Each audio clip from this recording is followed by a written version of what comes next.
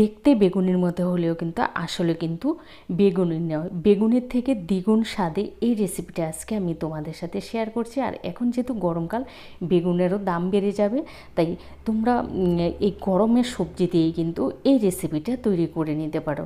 তো এখানে দেখো মেন যে উপকরণ সেটা হলো পুঁইশাক পাতা। পুঁইশাক পাতাগুলোকে আমি পরিষ্কার করে ধুয়ে এবার যে পুঁইশাক পাতার যে শক্ত ডাঁটটা আছে সেই ডাঁটটাকে আমি কেটে নিচ্ছি। তো যারা আমার চ্যানেলে নতুন আছো প্লিজ চ্যানেলটা সাবস্ক্রাইব করে পাশে থাকা বেল আইকনে ক্লিক করে দিও, আর ভিডিওতে একটা লাইক দিতে ভুলো না। তোমরা সব কিছুই করো কিন্তু লাইক দিতে যে তোমাদের আঙ্গুলে কেন এত ব্যথা হয় সেটাই বুঝতে পারি না। তো দেখো এইভাবে আমি সমস্ত পুঁইশাক পাতাগুলোকে কেটে এক পাশে রেখে দিয়েছি। এবার নিয়েছি হাফ কাপ বেসন। আমি হাফ কাপ বেসনের আন্দাজেই কিন্তু সব কিছু পরিমাণ বলে দিচ্ছি। 1 টেবিল চামচ নিয়েছি চালের গুঁড়া, 1 টেবিল চামচ কর্নফ্লাওয়ার, হাফ চামচ নুন, আর চায়ের চামচে নিলে 2 চামচ করে নেবে। হাফ চামচ দিয়েছি কালো জিরা। কালো জিরাটা না একটু হাতে ঘষে দেবে, খুব সুন্দর একটা ফ্লেভার আসে। তো 1 চামচেরও কম দিয়েছি চিনি।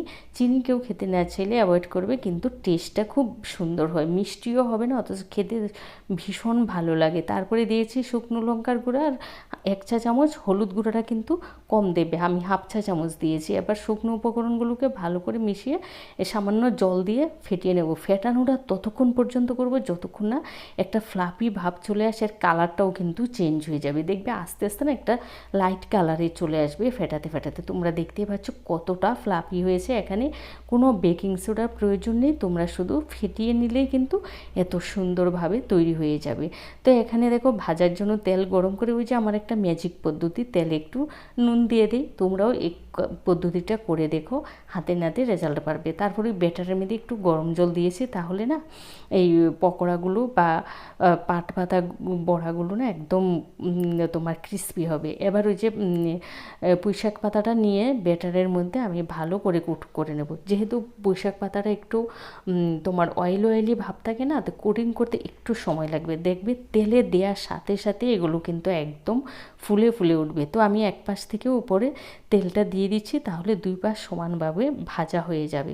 আর তোমরা দেখতে পাচ্ছ ফুলে কিন্তু একদম বালিশের মতো হয়ে গেছে। তাই তোমরা ব্যাটারটা যত ভালোভাবে তোমরা ফেটিয়ে নেবে ততই সুন্দর কিন্তু এই পুঁইশাক পাতার পকোড়াগুলো বা বড়াগুলো সুন্দরভাবে হবে। এখন দেখো গরমকালে কিন্তু বেগুনের দামও বেড়ে যায়, আবার অনেকে আছে বেগুন খেতে চাও না। তো যারা বেগুন খেতে পারো না প্লাস বেগুনের দামও বেশি, তোমরা কিন্তু বিকেলে 1 কাপ গরম চা আর 1 বাটি মুড়ির সাথে এইভাবে তোমরা পাট পাতা বা তোমাদের এই পুঁইশাক পাতা দিয়ে এই সুন্দর বেগুনিগুলো তৈরি করে নিতে পারবে। এগুলোকে বেগুনি না কি বলা যায়, যেহেতু পুঁইশাক পাতা দিয়ে তৈরি করছি নামটা তোমরাই দিয়ে দিও।